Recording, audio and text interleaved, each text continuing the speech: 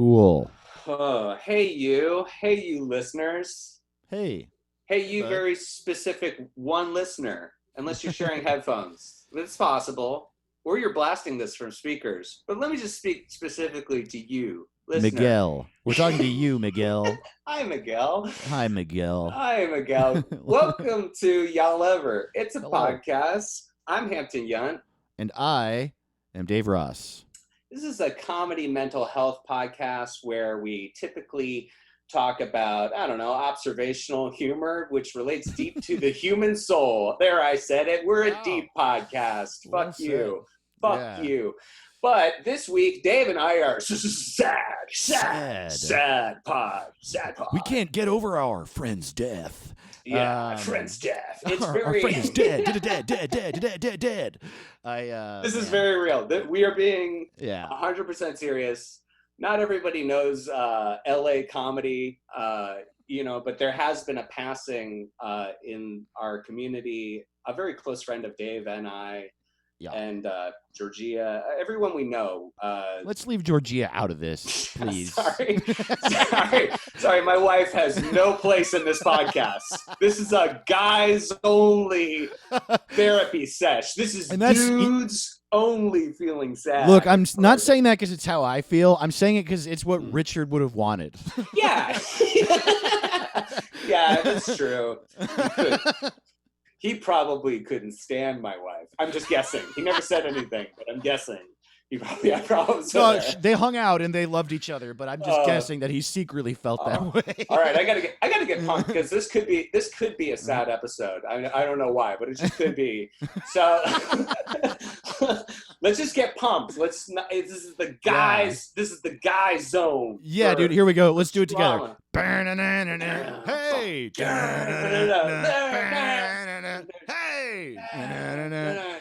I was putting on Joker makeup while you were doing that. I know you, dude. There's no American flag in your room. Look us up on YouTube, youtube.com/user/y'allever. I can't see. There's no more American flags. Crazy. All right. To reference, yes, I have had an American flag in my room a lot because I'm constantly patriotic. I'm constantly upset about things, or I'm proud of things. So it comes out a lot. But if you've seen that Mel Gibson movie, The Patriot, that is about Hampton. That Hampton is very old and very patriotic. It's a very fun movie where it's just a pastiche of all of history in that time, where it's like, well, none of this happened, but it's like, and then I signed the Declaration of Independence and I shot fucking King George in the fucking dick, man. Like, it's like all in a week, all happened inside of one time, His family gets hurt. He kills the fucking King of England. It's within a week. Basically a movie about what would have happened if Mark Wahlberg was on the planes. Like The Patriot 2. The Patriot 2. Wahlburgers. Yeah, it's very much like he was like, how would William Wallace from Braveheart handle being an American? Which, by the way, Braveheart was also a bunch of bullshit. Like some of that happened, but it wasn't true. He just wants to make movies. Mel Gibson likes to make movies where he kills God or whatever. The only one that happened verbatim is Passion of the Christ. The Jewish people in the crowd, the whispers of the devil, all of that. All of that happened. That's the one. I think also Apocalypto was pretty accurate. Man, I forgot about Apocalypto. That it was name, good. I liked that one, actually. That name doesn't match. You know what I mean? It's just why does it have that shitty fucking name? No, I imagine it's kind of good. It's kind of good. Yeah, well, it's because I think it's because Mel Gibson sucks at directing dialogue. I think that's what it is. Yeah. He did direct that movie, right? Apocalypto? Yeah. Okay. I just imagine they're in the meeting room about it, the writer's room, and he's like, all right, we're going to call it Mel Gibson-o. And they're like, no, dude, what the fuck? How much do you want to be paid to make this movie? You owe me a blowjob in the hot tub.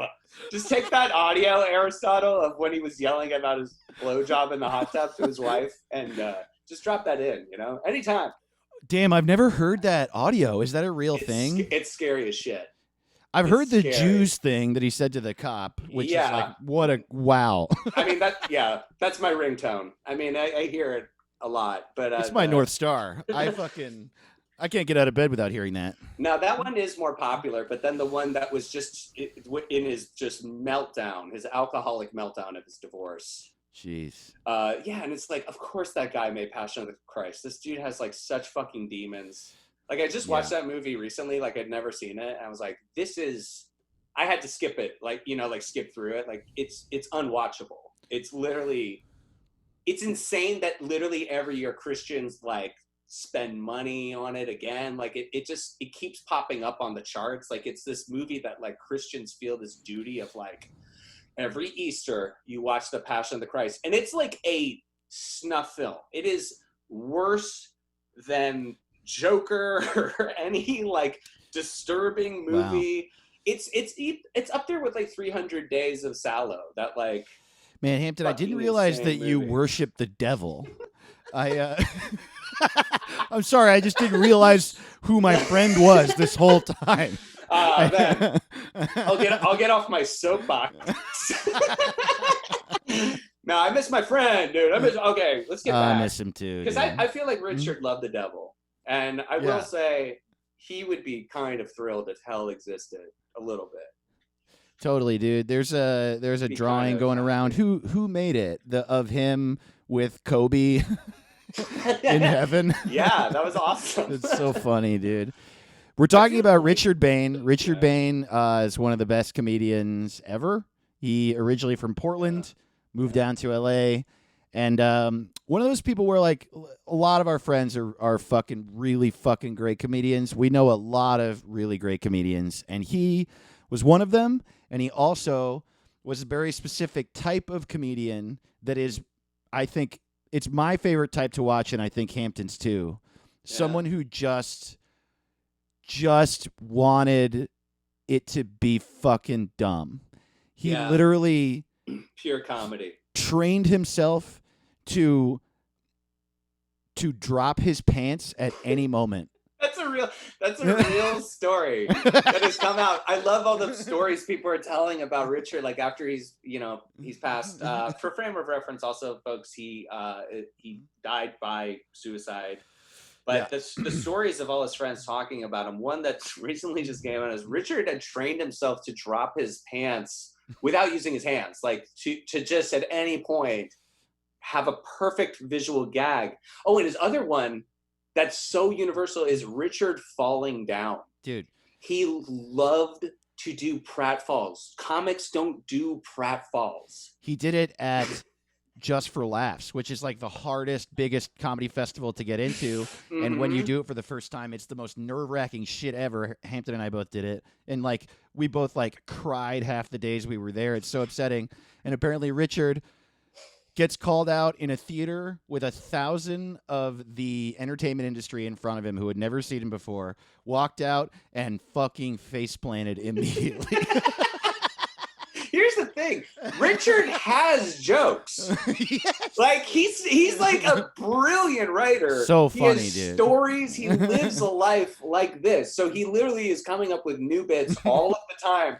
But it's like, you got to give it up to somebody who can pull off something. Like, it's not disingenuous. It kills. Dude. It's like, it's so fucking funny.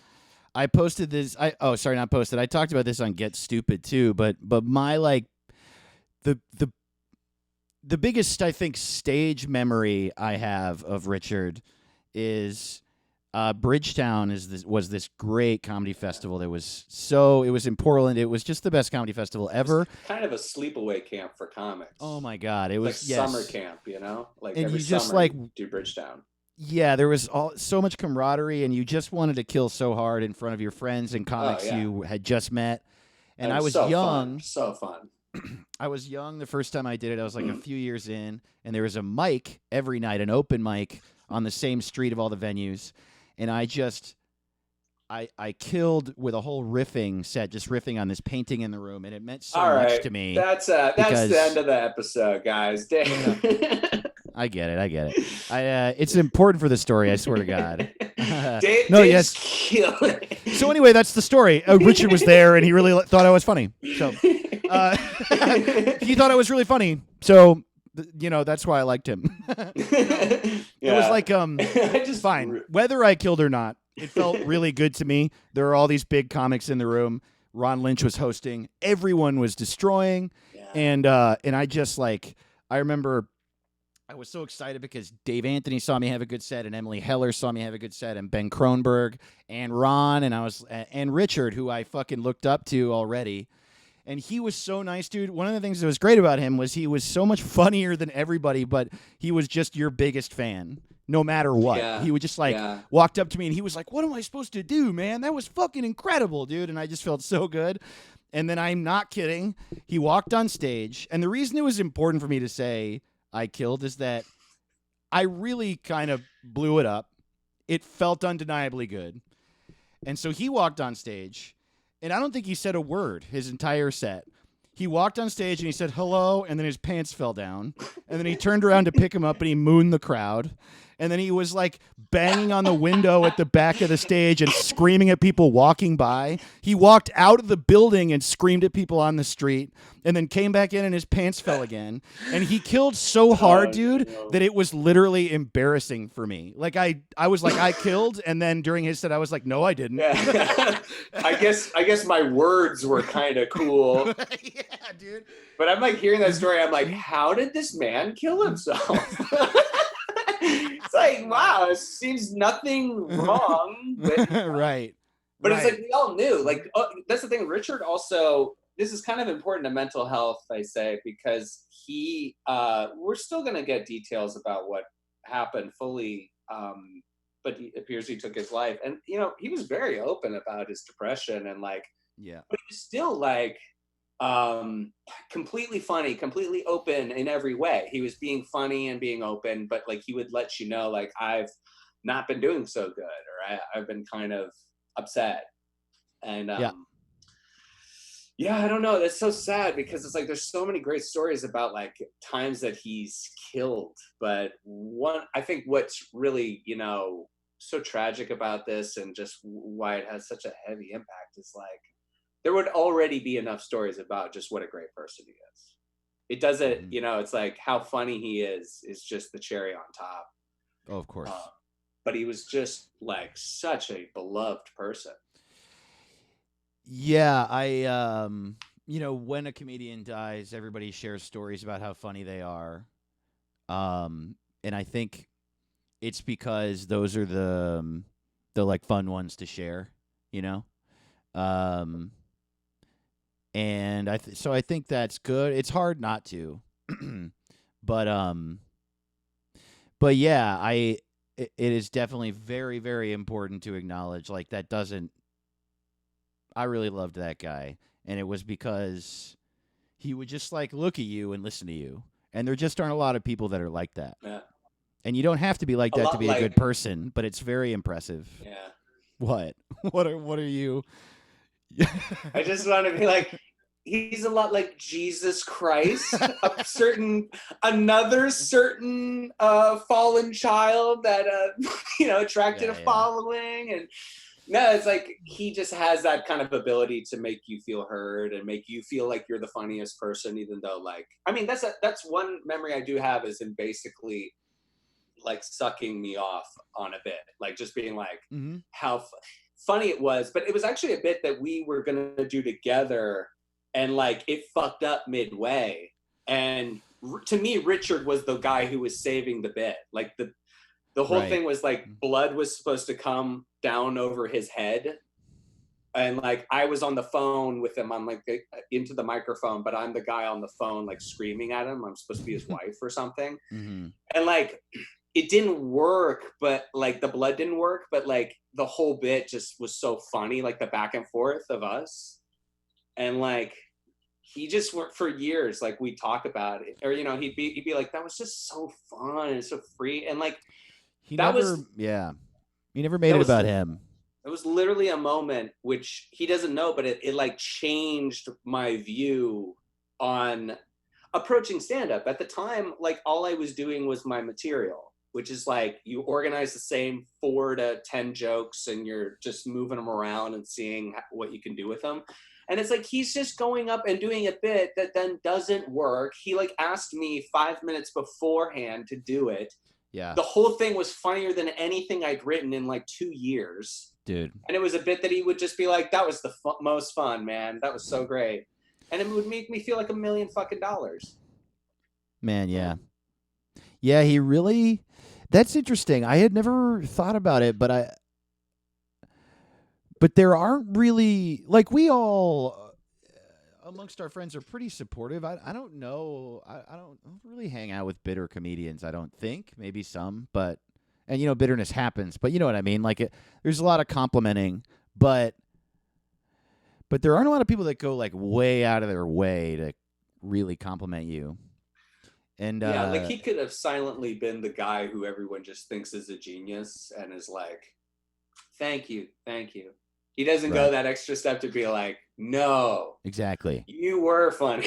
Like, you know. You would, like, go way overboard and be like, how, that was just, dude, I don't even know how you did that. Like, he was just, it was also just cool to be around someone who's so good, who's also just so clearly a fan. Yeah. Man, somebody posted a story about his comedy after his death. I guess like yesterday or something. That it was a while. It was a while ago when after his death, like 100 years ago. Yeah, like it was like 2 years. And I never heard this, and this is like kind of back to being about him as a comedian. I'm not trying to deter from him as a good person, I guess is what I'm saying. No, yeah, like, but please, I want to read some stories. I had never heard this. And I'm going to remember this for the rest of my life. It is maybe, I don't know, man. It's a tough call, but it's maybe like the most brilliant comedy idea I've ever heard. And I think it might be, and it might be my whole life. Somebody posted that he was the headliner at some show. He was doing an hour.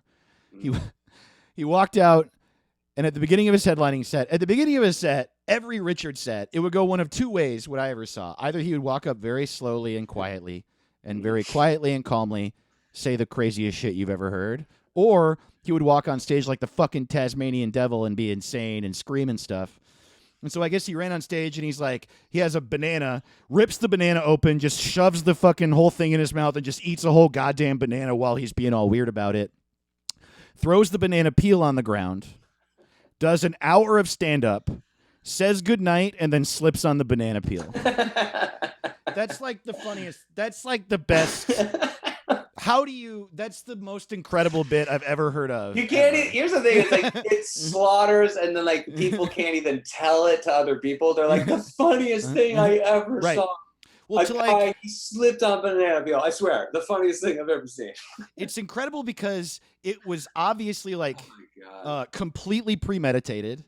He like, oh, I got to get a banana.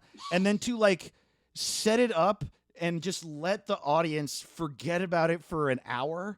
And then, dude, fuck. Dude, yeah, he just, so genius. Just gets into old stories. He's just like, I love it, man. He's a genius. It's just like, and you know, okay, so it makes sense. Like he's really tight with some comics who also really love to like do real life comedy, like basically do pranksters. Yeah, do pranks that, where it could be borderline hurt your feelings, but like, for sure. But I'll just read some. Like I retweeted a ton that people. Oh, cool! Of stories people posted. That's great. Yeah, like honestly, this photo that I posted just on Instagram of him like has such a great backstory, which is just him doing comedy. He has a microphone, but he's doing like an ollie on stage with a skateboard, and he was doing jokes while doing skateboard tricks on stage. This is at Bridgetown, where it was like, at like the bar of the hotel we were all in, or some crazy shit, just like wearing a backpack doing fucking kickflips, man. Crazy. It's so fucking. That's like, you know, it's. I don't want to draw the exact comparison to Zach Galifianakis, but there are certain people who are just pure comedy. Yeah, it's like a common thing people say after his death here is kind of like, how could this man not be so famous? Right. Like literally somebody who's that creative nonstop. Yeah. You know, I think Karen Kilgariff, I was talking to her about it the other day, and she said the most interesting thing to me. God, I love her, and her perspective on comedy and life is so great. And I was like freaking out about Richard and about the state of the world and comedy and everything. And I was like, what the fuck, dude? Said exactly what you just said. What the fuck? Why? How? What the fuck? Why wasn't this guy bigger? And she goes, you know what? The people who make decisions on the industry side of who gets on TV and stuff, they see someone like Richard and they think, well, he's all done. I can't develop this. I can't do anything for him. And so why would I put him on TV? I would rather put someone on TV that I can help mold. And I think that's true. Oh, that's awful. God damn. Yeah, that's true. Yeah. I bet executives have literally said that to her, like what their philosophy is. Yeah. Why don't I give the inventive people a chance? Well, that would ruin my Machiavellian schemes. Where I'm the architect. You don't understand. It's a cathedral of suffering I'm building out of people's psyches. Have you heard Master of Puppets? I mean, this will all work out. It's my master plan. I mean, it's like David Koresh level of like, oh, I just want to manipulate people. Yeah. And that's why people who are like true free thinkers, like that's the thing is like Richard, every set was like, there was a thought to it where a lot of times we were stuck in slow motion of like, how do I just even do comedy? He was like, how do I make myself laugh tonight? Which is the best. Everyone wants to see that. I mean, that's true to the spirit of what, comedy is. And I mean, it comes with a lot of weight. I'm sure, like, I think he was pretty upset about all of, the career stuff. I mean, on a very real level. And we were talking about this before we started recording, but it's been through my mind quite a bit that it's like, I can't help but feel kind of an anger towards the universe. And it's just that, like, if this quarantine wasn't happening, if this all wasn't happening, like, I really think my friend would be alive right now. And me too. I can't, like, just shake how unfair it is. Yeah. And logically, all then the stuff pours out where you're like, because he's so talented, he was such a great person, but it's just like, it's like, why can't I see my friend after all this? When this is over for ourselves and we're done with this, like, I'm just worried, I want to say something else about that I was saying to you off mic, which I want to say especially to... it's going to start with me talking about myself, and I'm not trying to make this about me, but it's something I realized, and I'll get to a point, I promise. But to comedians who are listening and to people who are involved in a larger scene, a scene that involves like so many people that there are like little scenes within it, like we are in the LA comedy scene. And I would say specifically our like East Side, the alt comedy scene is what the term people have used the most. That alt scene spanned the country by a certain point, and there were shows. We would all do the same shows. Too Much Fun in Denver, the Grawlix in Denver, Comedy Over Everything in Bridgetown in Portland. You know what I mean? Sure Thing in Austin. Like, we all know each other, and it became socially terrifying for me. And I realized after Richard died that I had been removing myself from it because I very, very frequently felt sad hanging out inside of our scene. And I know that it's because I bring low self-esteem to the table. I know that. And I knew it at the time, but I never knew it in the moment, because that's what depression is, I think. And I have realized that, like, look, it's fine. I'm alive. A lot of my friends are alive. There's time to see those who are, and I will be working on it. But that's why I bring it up. I have slowly removed myself more and more from the comedy scene while still doing my best to have a positive involvement in it. but it was so socially saddening and terrifying in little ways. And I want you, if you're listening, to pay attention to how you feel when you hang out to people, because I know that I personally did this. I would tell a joke, someone wouldn't laugh, and I would be like, they don't like me. I would be like, someone looked at me weird at a party, and I would be like, they don't like me. Someone wouldn't acknowledge me walking by at a party, and I would be like, they don't like me. And then I would carry that little memory with me, and then slowly over time, I developed these feelings. And then Richard died, and I was like, God, I love these people, and I love them, and none of that was that. And I think the reason I say all this is I think that we all do that way more than we realize. And there's a lot more love in this family and this big group than you and your depressed lens that you look through can interpret. And I just hope that we can wade through those cobwebs more and focus on the grander feeling of love and family moving forward. Because I certainly haven't seen a lot of the people that I really like and love in recent years and throughout my whole life because of my own belief that there's something wrong with me.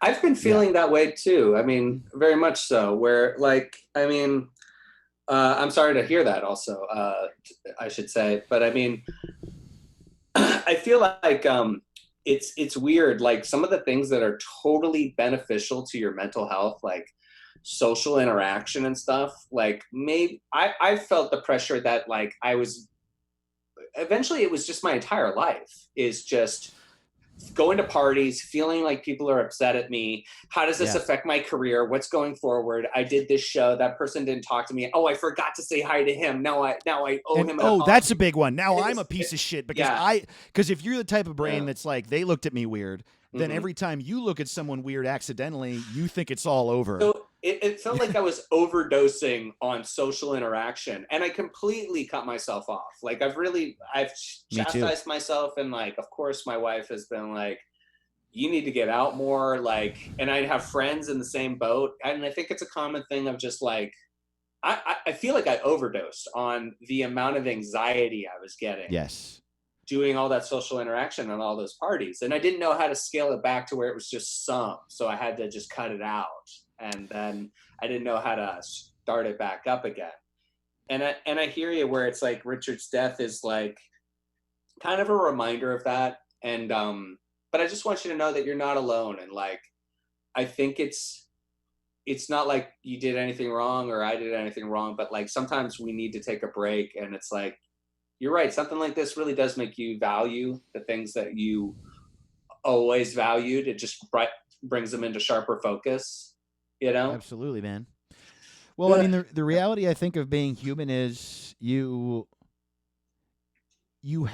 also have to see people in order to remember your and their humanity. How many times in your life have you been mad at someone, just mad, and in your head mad, and then you see them in person and you're like, oh, I love them. I know. No, it's literally happened. It's literally happened where I was like, I don't know, I'm gonna fucking deal with this piece of shit. And then I hugged them right away. I was just like, hey, I miss you. Because it's you can't deny when you have a bond, and you can be mad at people for sure. But that's exactly. It's the people who really you just have nothing to. You have no fucks to give. You don't even think about them. But it's if someone kind of upsets you, there maybe is a deeper reason that you love them like family, and you just, you can't fucking believe they're pissing you off like that, It's another thing I think that's hard if you have low self-esteem or even if you don't, just being a person that someone, I should say, speak from my perspective. It's really hard for me to remember that someone being mad at me doesn't mean they hate me. Actually, to your point, it quite means the opposite. It means they care. They care about how I treat them. It's weird to be oh, okay, so that prison guard he just loves me. That's why he's that's right. You know what I mean? It'd be funny if you just didn't understand. You're oh, you're in love with me. Oh, I get it. You're beating me and not feeding me. This dude wants to kiss me. Oh, right. This dude wants to be my girlfriend. Right. Shut up. Yeah. Dude, here's one of the best. Man, Brendan Walsh had some funny stuff about it all, and sincere stuff too. I mean, not every. I was oscillating between laughing myself silly and dude, crying, Brendan. But I'm not mean to cut you off. This will be so quick. Brendan, one of my favorite things about comedians mourning for comedians is that those who know the comic who died really well will be so funny about it. And one of my favorite interactions I've ever seen happen ever, Brendan Walsh posted, wow, I guess he really didn't want to do my podcast. That's what I was going to say. And then Amy Miller commented, I'm available. Oh, there's been an opening. Yeah, I know. Like, fucking, dude, can I have Richard's dates when all this is settled? That's what I always do is when a comic's dead, I'm just like, Greg Giraldo's dates are open. Like, can I just call up all the theaters? Dude, at Bridgetown one year, I was on a show where Steph Tolev was on it and Gilbert Lowen from Atlanta was hanging out in front, and Steph had to leave because she had a rash on her face. And sure. Yeah. And Gilbert goes, hey, so you're not going to do your spot then, right? Because I got 10 minutes, like, if you want to tell them that I can do your time.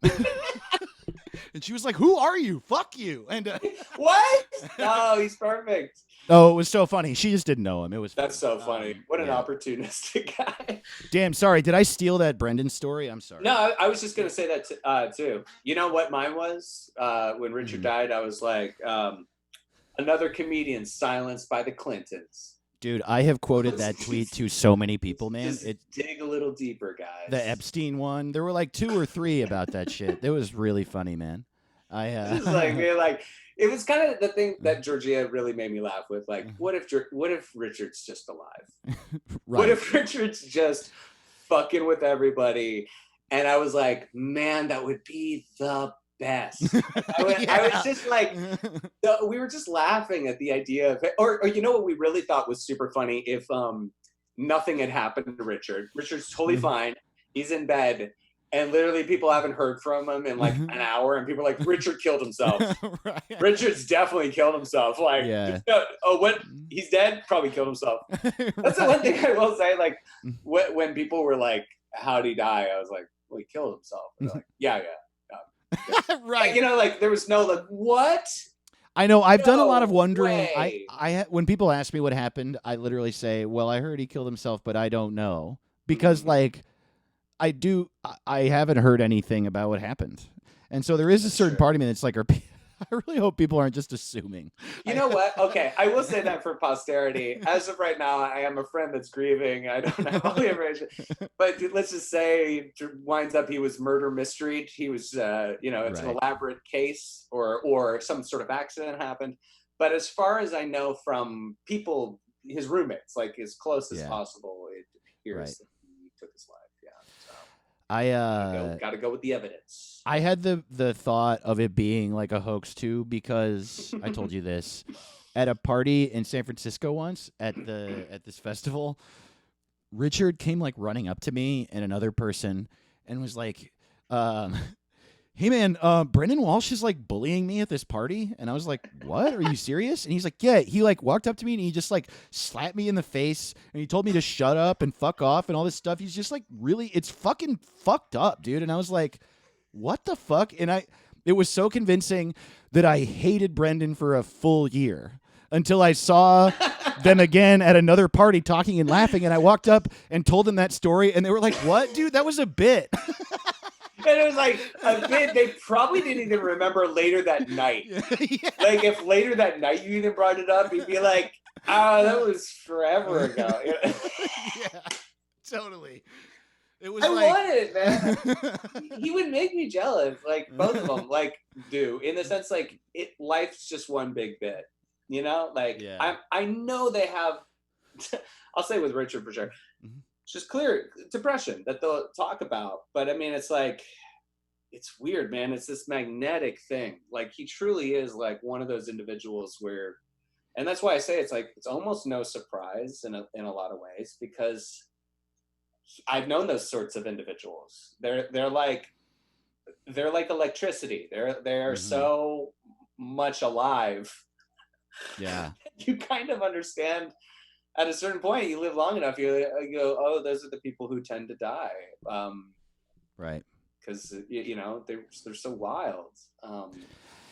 There's not in a also, bad I way, mean, but on yeah. if you like, look, I was watching a lot of his stand up the day. Yeah, folks, do check out right now. Take a pause. Check out Richard Bain's truly stand up. Bain, Richard Bain. Check out his stuff. totally. There's a bunch of clips.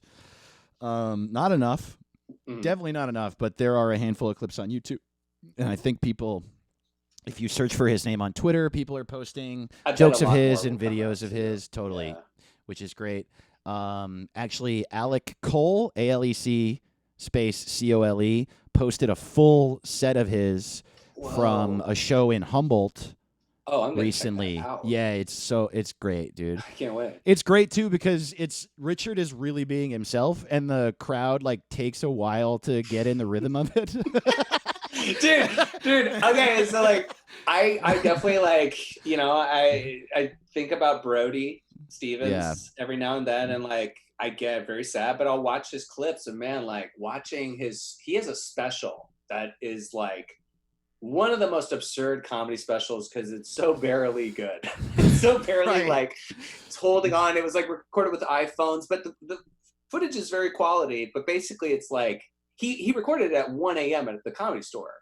Right. But it's like I watch it and I just I've watched it now like 5 times, and each time I laugh more and more because I'm like, this is so Brody. This is such a perfect capturing of what this guy was. It's like it would be false to be like, and Brody just came out and the crowd went nuts, and like it was like, no, it's like he's so subversive. That's why he's so important. You know, like he wasn't doing what everybody else was doing.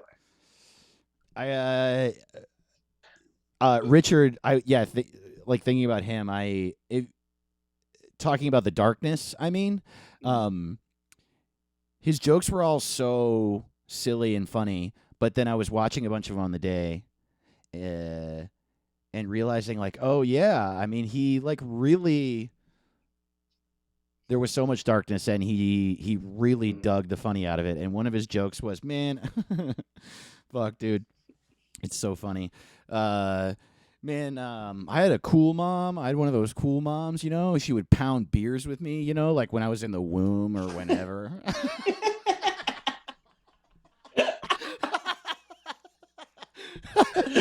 I miss him, man. It's so fucking good. Yeah, one of his jokes I think about all the time is he's like, hey, I've kind of realized I do some stuff that's maybe bad. Like, I got a question. Hey, any of you dudes out there, do you guys wash your legs?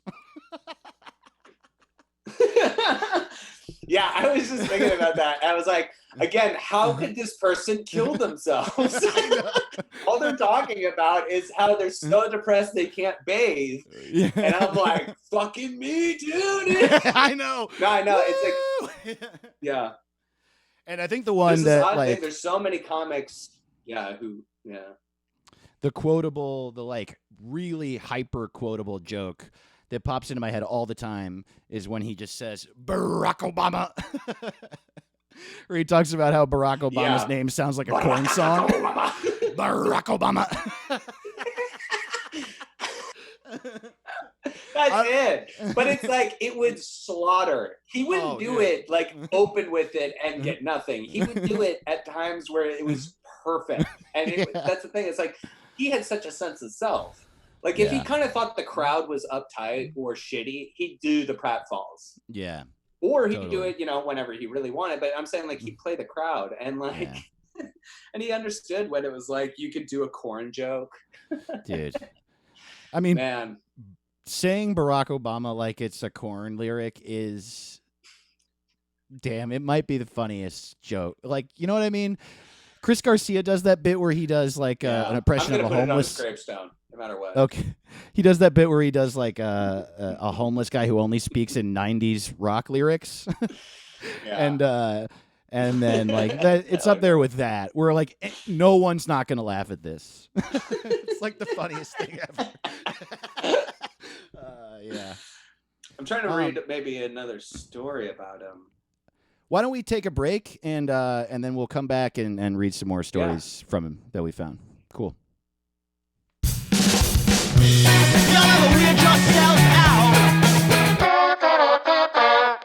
Hey, sex machines, we're back. We're blasting. We're coming all over the place. We got the Big Titty Squad coming out to all the listeners. This has been a fun episode.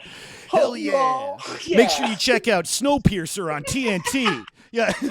Why? Man. Shit, should we have a sincere conversation about who is that show for? Like, man, why is my friend dead and that audience is still alive? I want to see it. Jennifer Connelly needed something to do, I think. Mm-hmm. I know her from Ass to Ass. I don't know her from anything else. She's the Labyrinth girl and the Ass to Ass girl. And dude, I remember that part of Labyrinth. Dude, where he's Labyrinth. The way out of this maze, you're not gonna like it. Yeah, Labyrinth is definitely my favorite addiction movie. It's addicted to babies. Baby, give me that baby. I want to hug him, put him up against my mouth. I love a good cute baby. Oh, I forgot that movie was about how David Bowie wanted to eat a baby or whatever. Yeah, he wants to snort babies. It was like a documentary about David Bowie's real life. Labyrinth, the documentary about David Bowie. Damn, that's so funny, dude. Why did they make a Snowpiercer TV show? I don't know. I mean, it's like I love Snowpiercer. I think it's great, but it's kind of like if I see Goodfellas, I don't then want to watch Goodfellas the TV show. I'm like, you nailed it. There's nothing more I can get from this. Like, please stop. There's no more source material. You're making up source material. So just stop. Hey, here's an idea. Write a new script. I've never heard of one of those. Hampton, maybe we should. Yeah, I think maybe that you and I honestly, maybe I kind of mean this. We should maybe give up the y'all ever thing and make a show called Please Stop, where we're just like, why did you make this fucking show? Please stop. We do British accents. Please stop. Please. Please. A tuppence if you would stop. Please, sir, stop. You're the proper one. Not good. And I'm like the Cockney drunk Northerner one, where I'm like, fucking stop it! Fucking stop! It's just, I'm sure it's fine, but it's kind of like that. I guess my point is like, there are millions of ideas being made that just never get actually made into stuff. Like people are constantly churning out new ideas. And this really feels like someone's like, oh, new TV show? Oh shit. And he like looks around his office and he sees Snowpiercer like on DVD. He's like, Snowpiercer the TV show, and we'll build it out. No, we don't know where it goes. Like they don't know. They don't have a story that they have to tell. They're literally just like, that was successful. Let's do that. Oh, 100%. I mean, literally that show happened because an exec was like, I'm going to lose my job if I don't make money. What already made money? That's all it was. And then they sent a fucking email to the producer of the movie. And I guarantee you it wouldn't happen. I mean, it's like, I love the director of Parasite, but like if his name wasn't constantly being talked about as like the director of Snowpiercer and Parasite and stuff, like this just wouldn't have the steam. And it's like, he's not even associated with it. He was the thing that made it good. Right. You know what I mean? Like it's E.T. the television show without Steven Spielberg. It's like, who gives a shit? Why do this? Have you heard the story?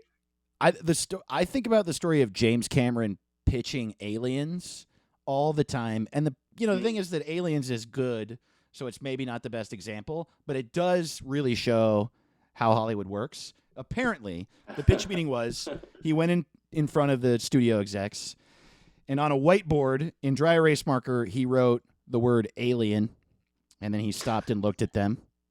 And then he wrote an S at the end of the word alien and looked at them. And then he turned around and turned the S into a $sign and sat down.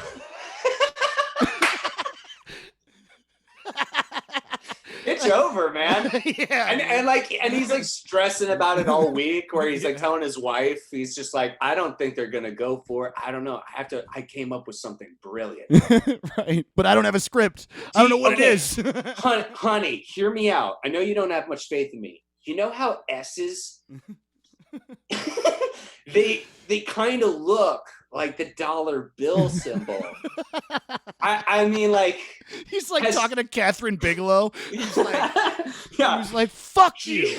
Yeah, she's like, this is the mental abuse I'll be citing in interviews later. Like him thinking I don't understand how S's look like dollar bill symbols.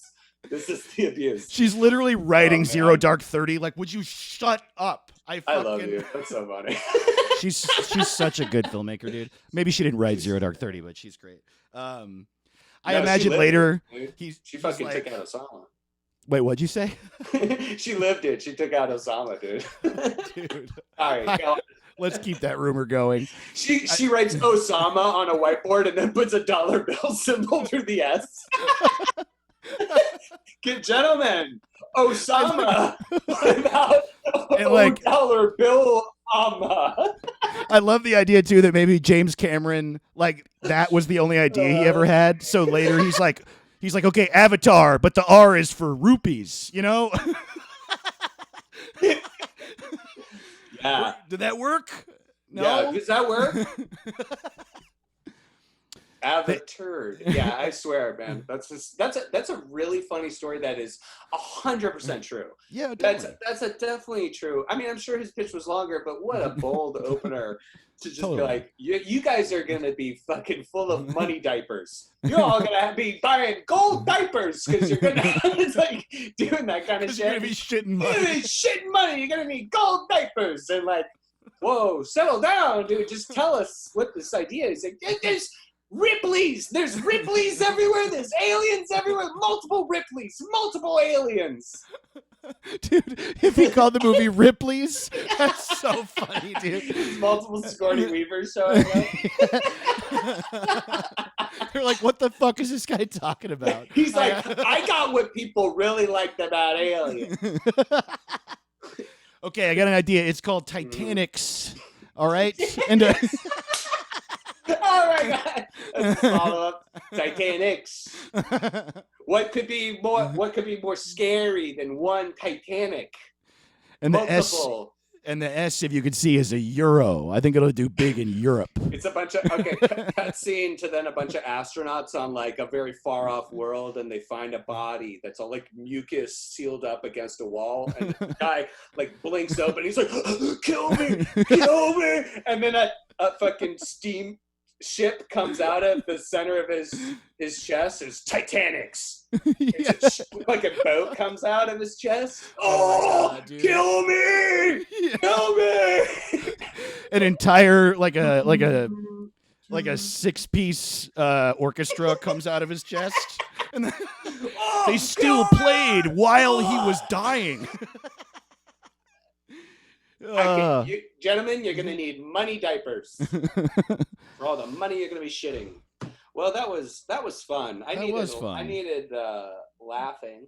Yeah, let's cut it out. Let's delete it. Yeah, if we could get rid of that. This is talking about my friend who would not enjoy such funny stuff. That's he didn't like laughing. I will say that, I mean, man, comics are very different from other people, thank God. But like, like when Richard's dead, it's like, I like that there are jokes, and like we can also celebrate how funny he was, but also like just joking about our own depression about our fucking mutual friend being dead, you know? And, that's been helpful. I've been checking out, like, I just want to read some maybe of his tweets. Yeah, please do.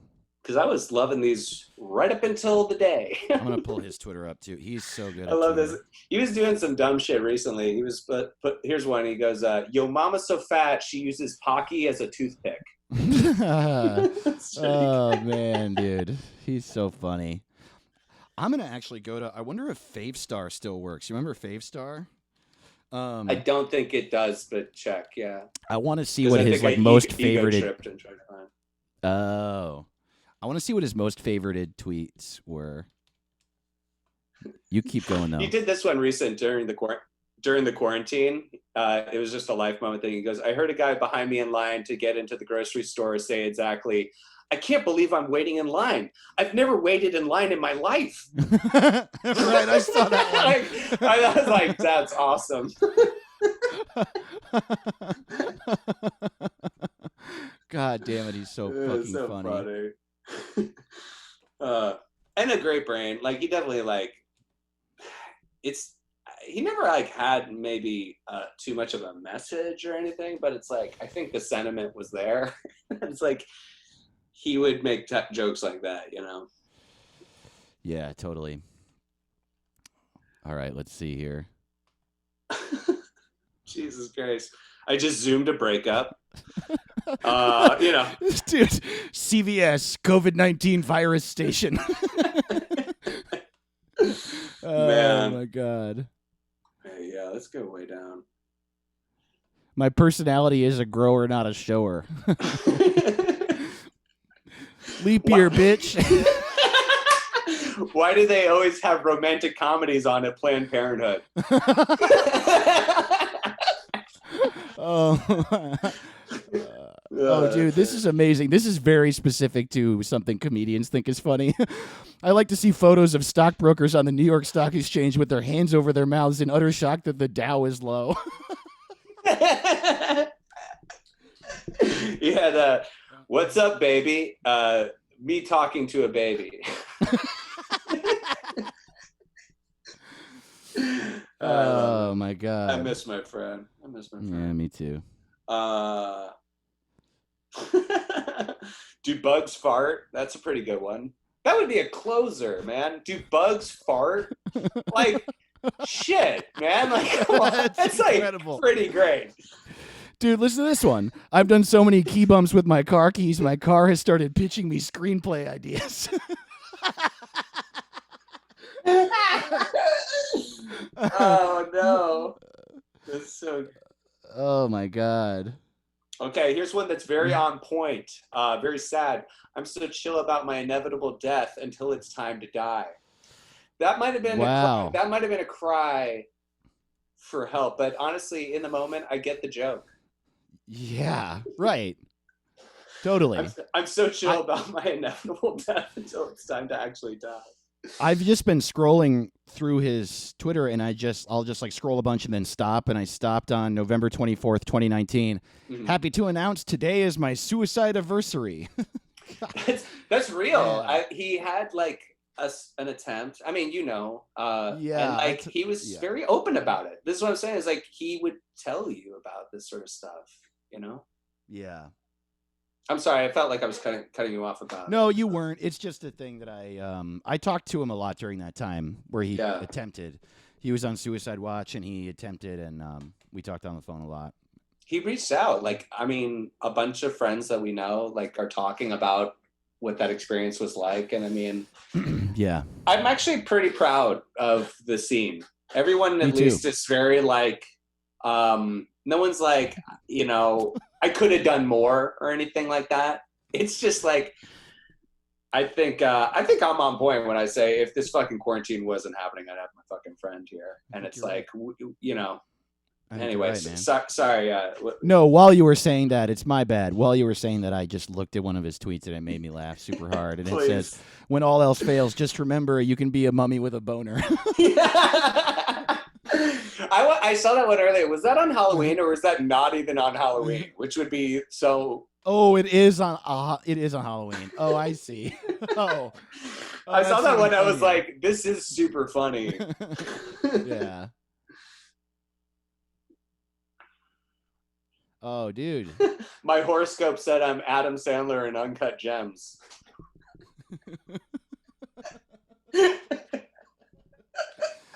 Oh my God. One of my resolutions this year is to try stand-up comedy.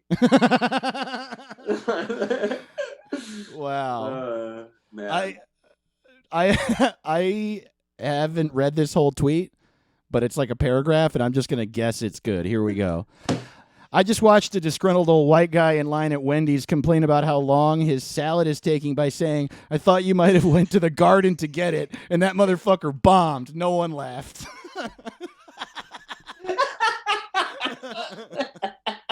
Fucking served. Dude, shit, this one goes with that, I'd say. He goes, another live reporting. He goes, an old woman just got up from the bar and farted, and it's the funniest thing I've ever seen. I saw that.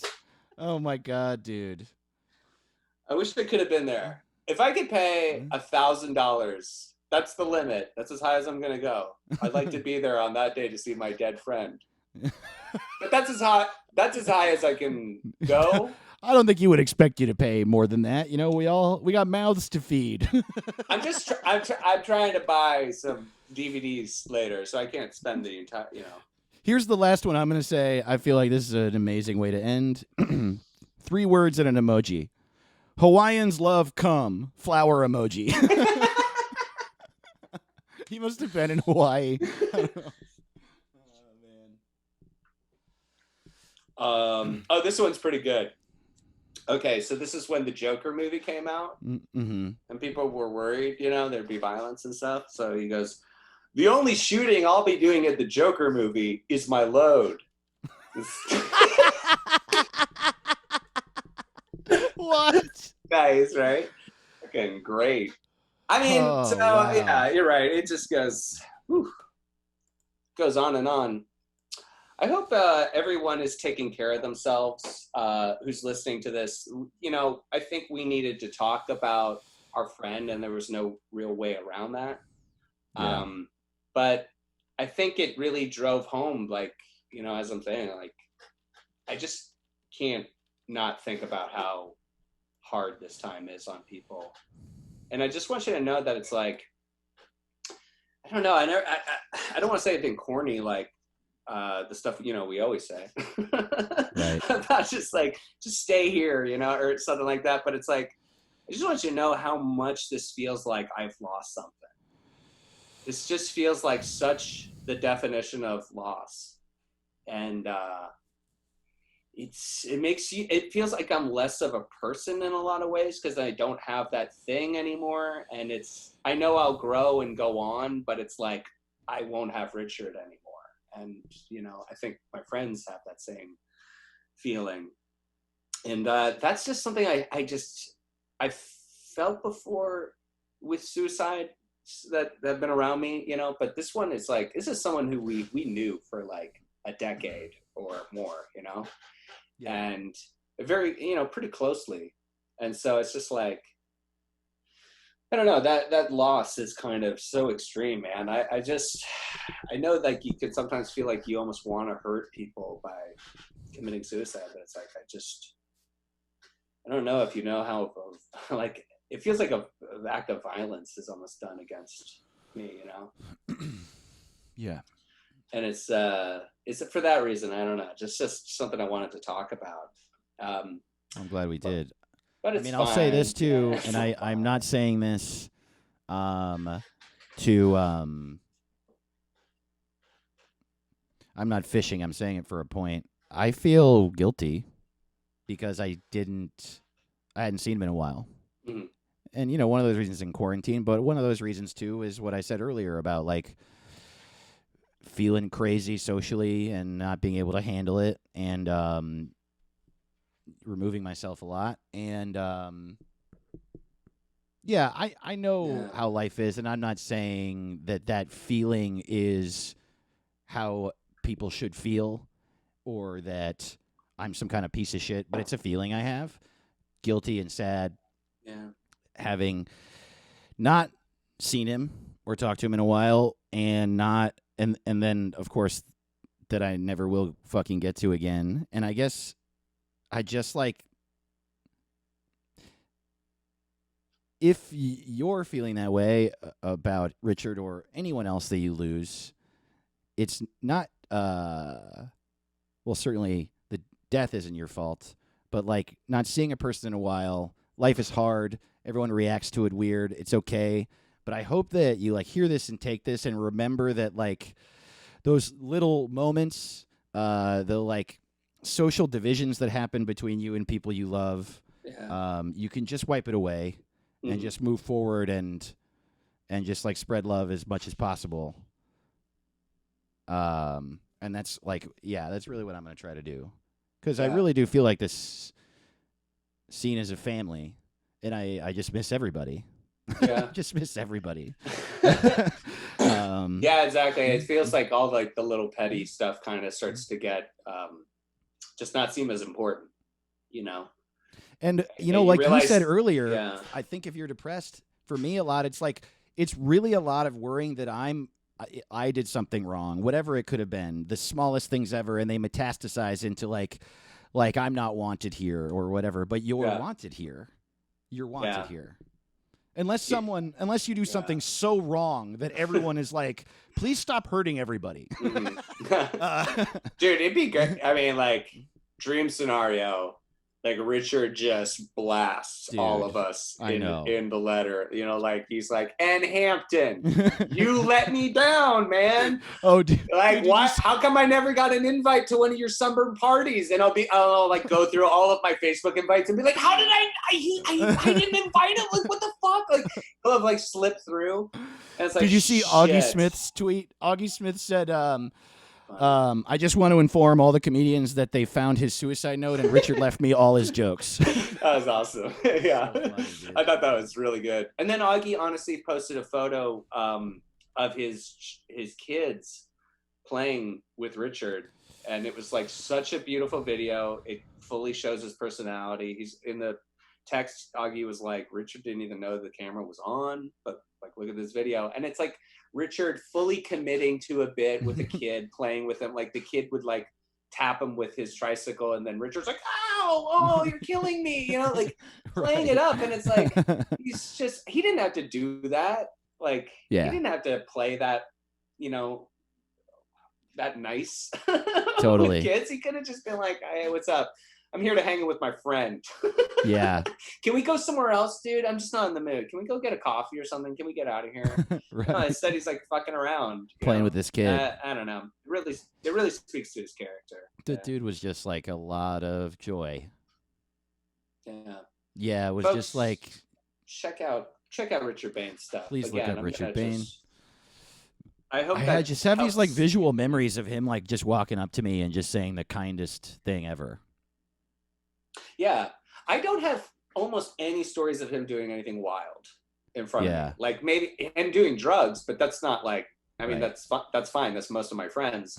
And like, and like, I do remember like doing JFL and just laughing a bunch. And then like kind of in the hotel lobby at JFL, we'd all done New Faces or like New Faces Unwrapped.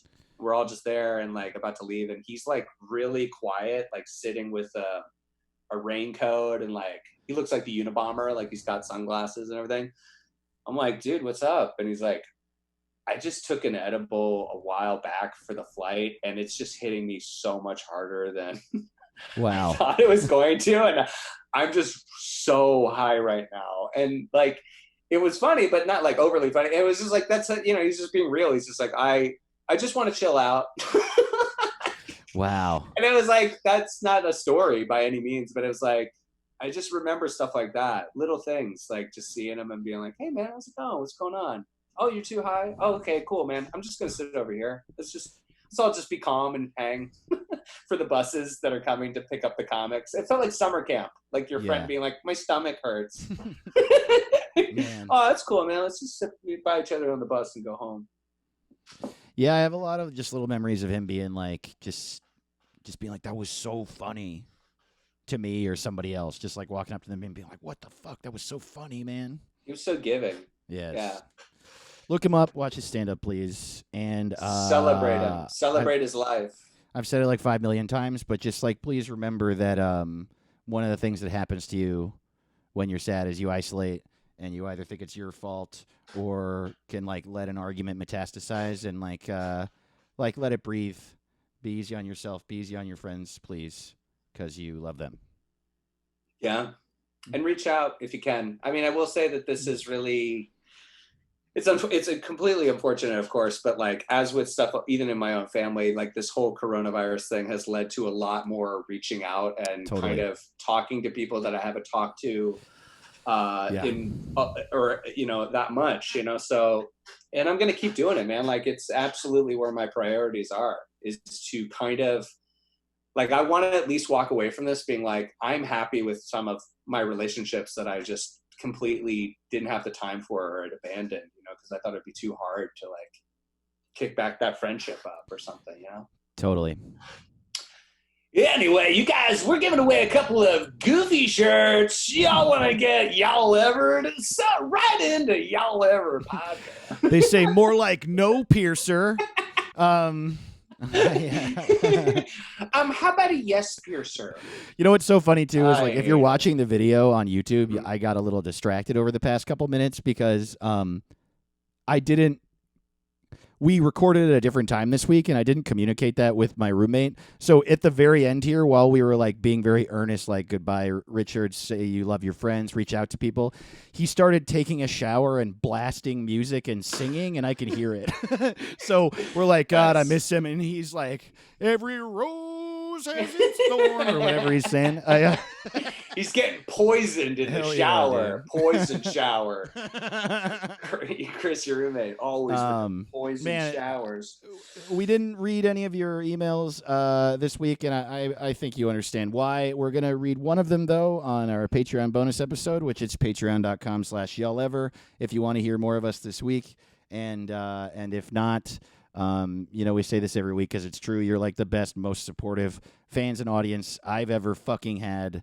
You're the best. I've been feeling that way, especially with this. And, if you guys, I know Facebook is completely lame, but there is a Facebook group for this podcast, like Y'all Ever podcast group on Facebook. Yeah. And I really do love seeing how supportive people are there with helping people who are in trouble. There's also like people being funny and just trying to get each other through the day. And this sort of thing, I don't know, it really, in reference to remembering how important it is to build a network of friends and be supportive and like mob up, like really have like a network of people around you that care about you and you're talking to, because this is just such an incredibly difficult time, and it's not corny. It's not corny to want love or affection and, friendship.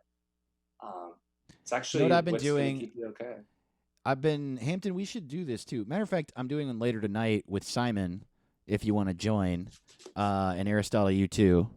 I've been doing like just having a beer or two over Zoom with people at night. Like at first I was doing like scheduling a Zoom hang and it would be like a few of us and we would get wasted. But now I try to do it like a bunch of nights every week. And just everyone's in there for like an hour or so, and then we're like, all right, see you soon. Just like we're hanging out, Yeah. And I can kind of see some differences that are happening. This is like real observational kind of comedy, but like basically you can tell people who are doing a lot of this, like Google Hangout, Zoom, they're talking to people on screens, and they're the people who have just not done it yet. Yeah. Because I was I was talking with somebody and like we're working on like this project together, and like, we were like, oh, let's do a call on Friday. And I was like, oh, let's do like a Zoom hangout. It'd be nice to see your face. I haven't seen you in like fucking years. It's talking. Yeah. He was like, oh yeah, well, we can do that. And I was like, dude, you're gonna be begging me for a Zoom hangout. Shit, dude. Like I get it, because at first I was like, I for years have been like, I literally can't do Facebook, or FaceTime. Yeah. Like I was like, it just bothers me to the nth degree to stare at my phone and pretend it's a person. Yeah. But now I'm like, yeah, I'll FaceTime suck your dick. I don't give a shit. Please. Anything. Absolutely anything. Whatever you want. Whatever you want. I'm a little girl. I'll go ass to ass with my phone. Ass to ass. I'll reenact the entire movie Snowpiercer for you so you don't have to watch the show. Dude, app to app on your phone. Okay. There it is. Okay. Maybe. Wow. No, it wasn't as good. 100% good. Not very good. Okay. All right, we're gonna go. All right. Check out that Patreon, and you guys are awesome. Thank you so much for being here. Yeah, glad you're alive. We'll see you next time. You. Take care. Bye. Bye. Scorpions Avenue.